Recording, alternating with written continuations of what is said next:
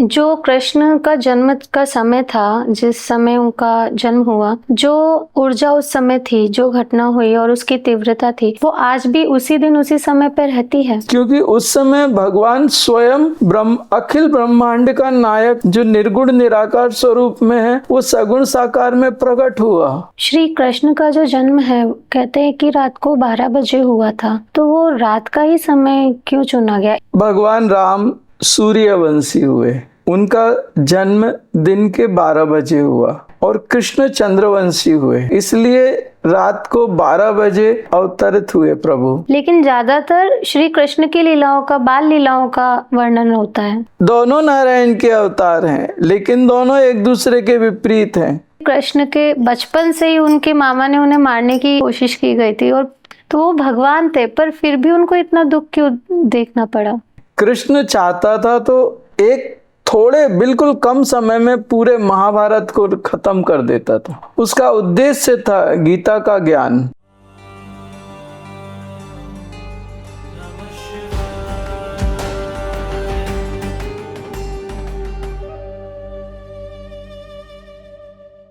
नमः शिवाय। मेरे मन में तो बहुत से प्रश्न हैं, शायद आपके मन में भी आए होंगे। अभी जन्माष्टमी आने वाली है। राम भी विष्णु के अवतार थे और श्री कृष्ण भी, लेकिन उनकी 16,108 पत्नियों का रहस्य क्या था? और फिर भी वह ब्रह्मचारी कैसे कहलाए? वो माखन चोरी करते थे, तो वो क्यों करते थे? या फिर जो हम साधना करते हैं उसके लिए जो उन्होंने इतनी लीलाएं रची, वो हमारी साधना में कैसे हमारे मार्ग को दिखा सकती है? ऐसी ही कई रोमांचक और भावुक घटनाओं के साथ और मार्गदर्शन के साथ आज हमारा पॉडकास्ट होने वाला है परम पूज्य भैया जी के साथ। तो आइए मिलते हैं। नमः शिवाय भैया जी।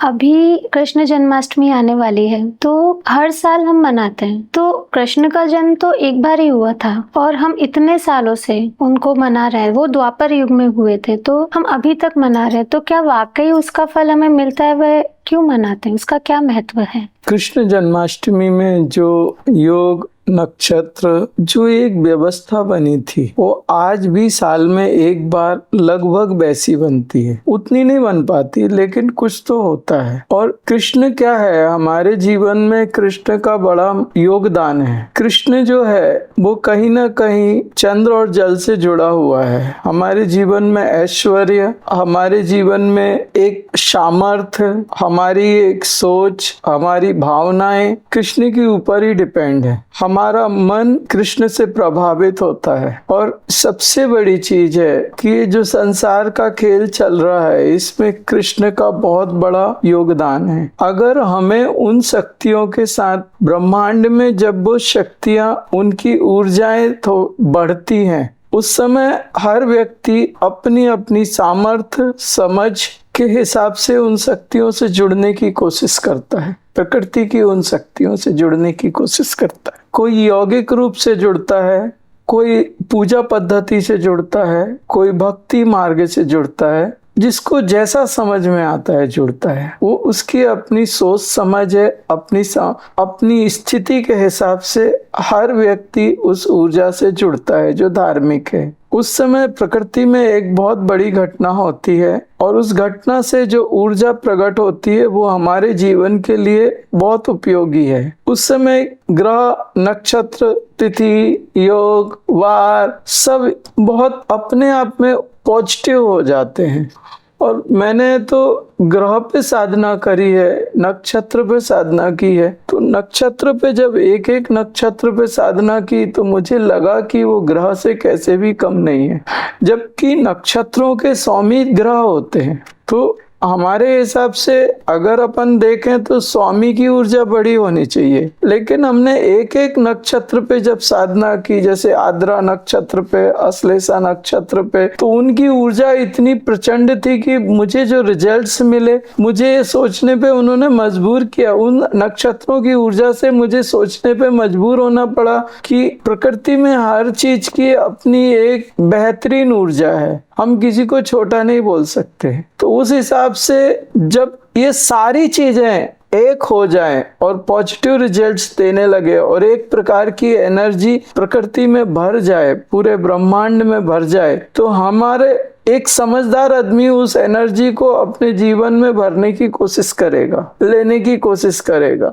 एक डीजल का टैंकर पलट जाता है, डीजल बह रहा है, लोग डिब्बे लेके आते हैं भरने को, कोई टब लेके भर के जाता है, कोई कैन लेके भर के जाता है, कोई फल का ट्रक पलट जाता है, लोग फल लेने के लिए भाग दौड़ते हैं, गांव के लोग, गरीब लोग। तो वो ठीक है, तुमने फल खा लिया, सुबह पेट खाली कर दोगे, थोड़ी बहुत तुम्हारे शरीर को थोड़ी ताकत मिलेगी, लेकिन ब्रह्मांड में इतनी बड़ी ऊर्जा फट रही है जो तुम्हारी तकदीर को बदल सकती है। वो एक समय में ब्रह्मांड में वो घटना घट रही है जो तुम्हारी तकदीरों को पलट सकती है, जो तुम्हारे जीवन को बदल सकती है। उससे तुम कैसे जुड़ सकते हो? तुम्हारे अंदर कितनी समझ है और उससे जुड़ने की कितनी सामर्थ्य है। 1/2 HP की पानी के पंप जो है छोटी सी पानी की धारा फेंकता है, और 10 HP या 20 HP का पानी का पंप लगा दीजिए आप, इतनी मोटी पानी की धारा फेंकेगा वो। तो हमारी पावर कितनी है? हम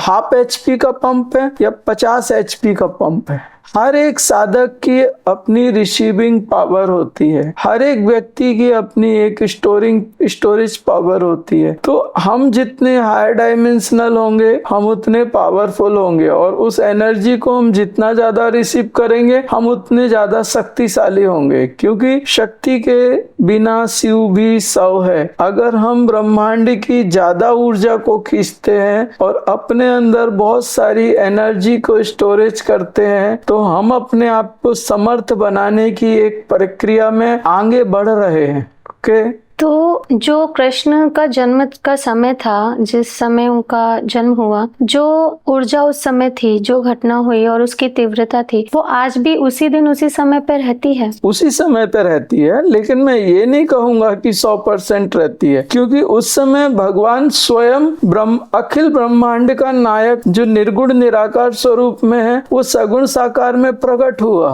तो उस समय परमात्मा जब इस धरा पे आके अपने अस्तित्व के साथ में सगुण साकार के रूप में प्रकट हुआ, तो उस समय की तो बात ही अलग है। लेकिन आज भी उतनी नहीं, 100% एनर्जी नहीं बोलेंगे, लेकिन ब्रह्मांड में वो एनर्जी आज भी आती है उस समय पे, और वो एक विशिष्ट समय है जब हमें उतनी एनर्जी की जरूरत ही नहीं है जितनी जब कृष्ण आए, उन्होंने अपना शरीर धारण करके कृष्ण प्रकट हुए, उतनी एनर्जी हम सहन भी कहाँ कर सकते। हमें ये नहीं देखना कि एक कुएं में कितना पानी है, हमें ये देखना है कि उस कुएं में इतना पानी साफ सुथरा है, हम कितना पिएंगे, लीटर, 2 लीटर, 5 लीटर, उससे ज्यादा नहीं पी सकते। अब हम कहें कि इस कुएं में सिर्फ 10,000 लीटर पानी है, उस कुएं में 50,000 लीटर पानी है, चलो उस कुएं में चलते हैं। अरे हमारी प्यास 5 लीटर की है, 2 लीटर की है, 1 लीटर की है, 10,000 और 50,000 का क्या करना?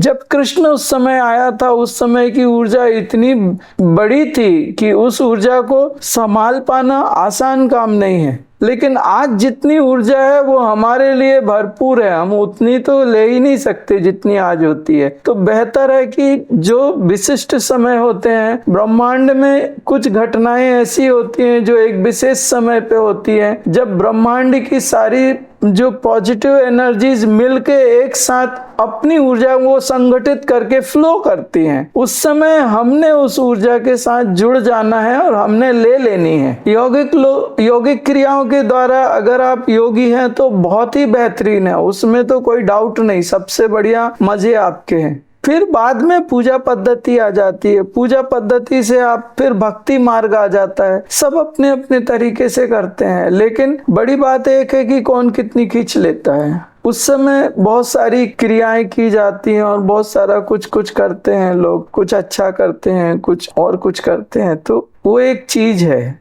वो घटना घटती है। तो श्री कृष्ण का जो जन्म है, कहते हैं कि रात को 12 बजे हुआ था, तो वो रात का ही समय क्यों चुना गया? एक हमारा नक्षत्र में आता कृष्ण पक्ष, तो उनका क्या संबंध है, रात ही क्यों चुनी गई?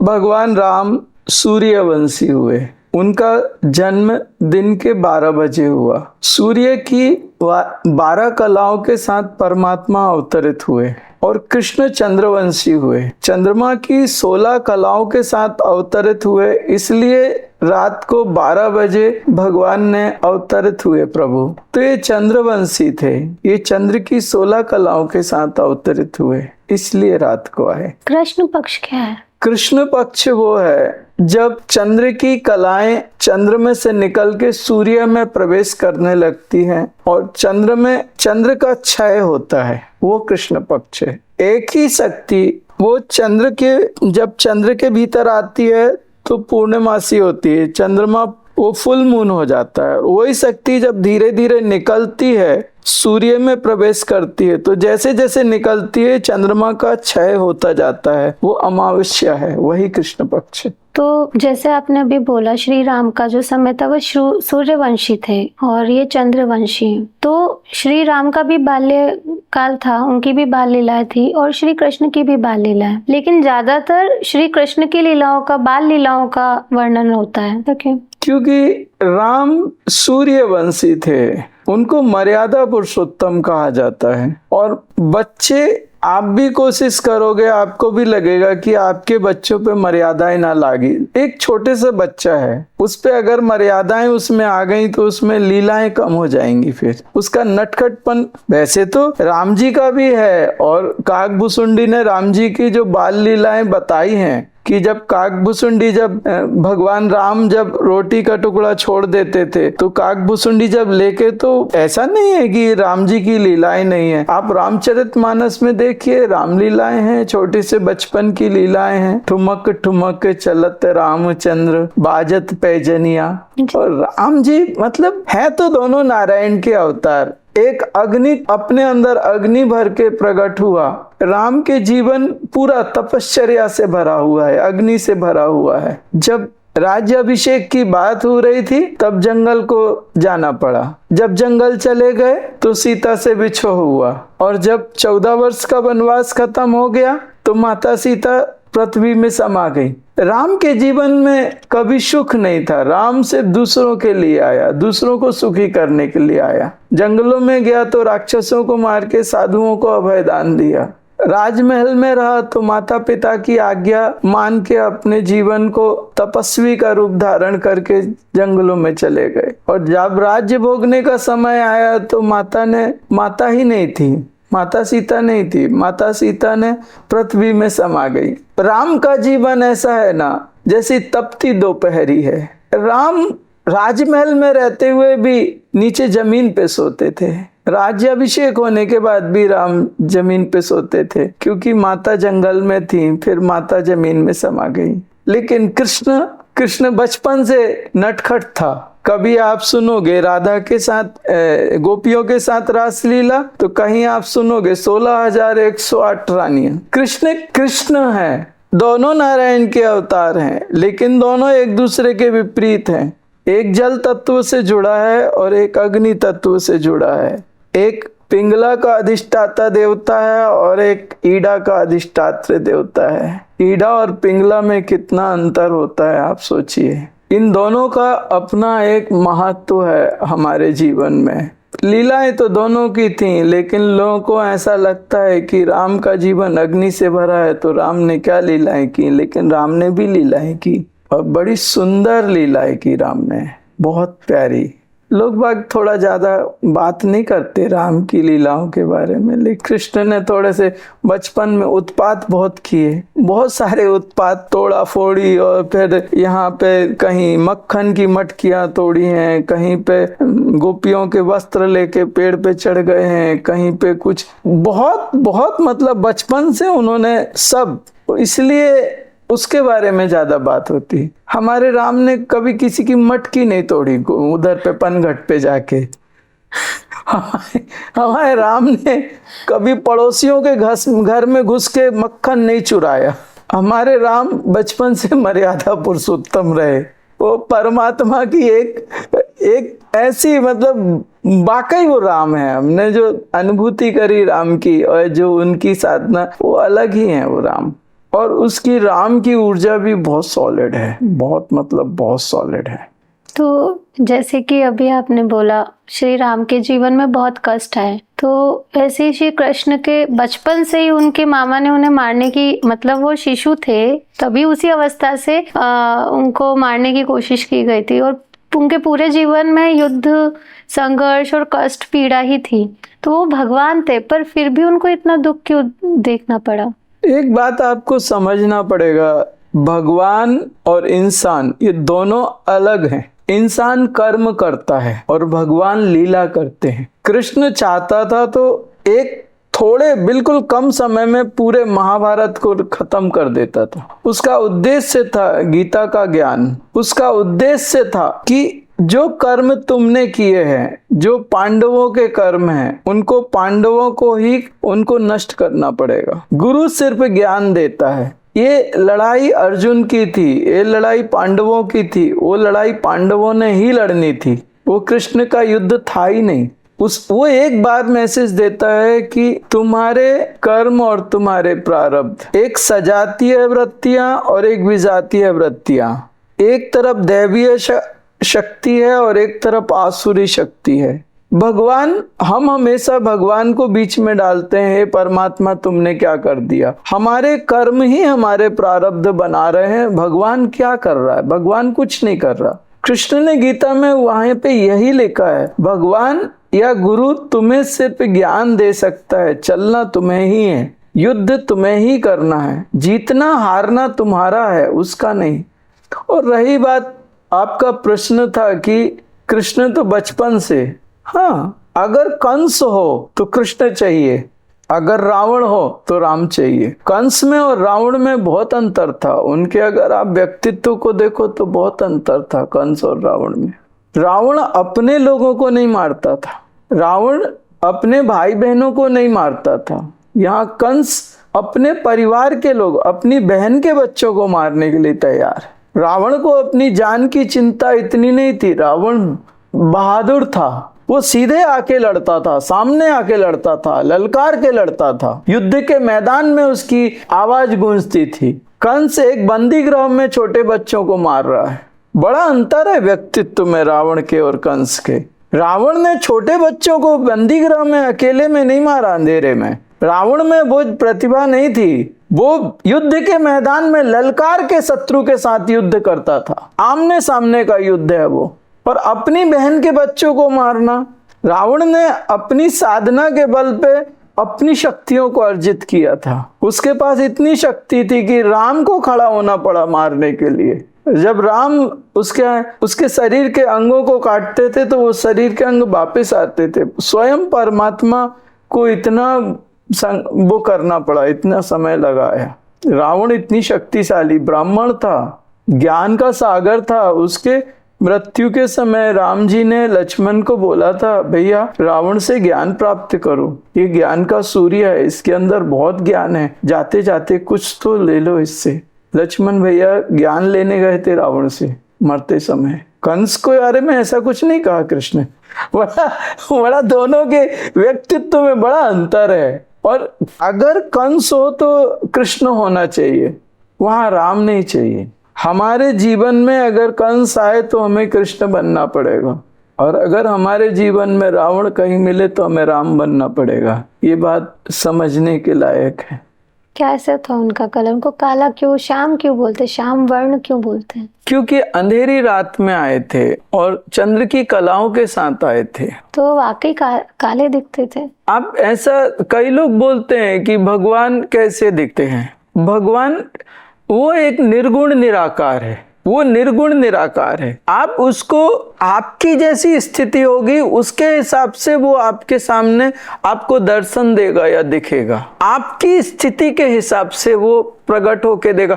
कई बार लोगों को ये रहता है कि भगवान आपको कैसे दिखते हैं, भगवान का कैसा ये रूप आकार, उसका कोई, वो निर्गुण निराकार है। उसने गीता में कहा, तुम जिस रूप में मुझे ध्याओगे मैं उस रूप में प्रकट होके तुम्हारे को दर्शन दूंगा। तुम मुझे जीसस के रूप में चाहोगे मैं जीसस बन के आ जाऊंगा। तुम मुझे नानक के रूप में चाहोगे मैं नानक बन के आ जाऊंगा। वो गोल्ड है, आप उसको ईयर रिंग बना लो, उसका नेकलेस बना लो, वो आपका ब्रेसलेट बना लो, आप बैंगल्स बना लो, उससे उसको कोई फर्क नहीं पड़ता। उसमें जो मुख्य बात है वो गोल्ड है, आपके हिसाब से वो ढल जाएगा। इतना भी काला नहीं दिखा मुझे तो जितना लोग कहते हैं।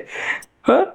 वो एक उसकी वो अलग व्यवस्थाएं हैं। तो इसमें ऐसा नहीं है कि जैसा मैंने देखा वैसा ही आप देखोगे, नहीं, आपकी स्थिति कैसी है और आपकी व्यवस्थाएं कैसी, उसके हिसाब से वो आपको अगर हुए तो उनके हिसाब से दर्शन होंगे।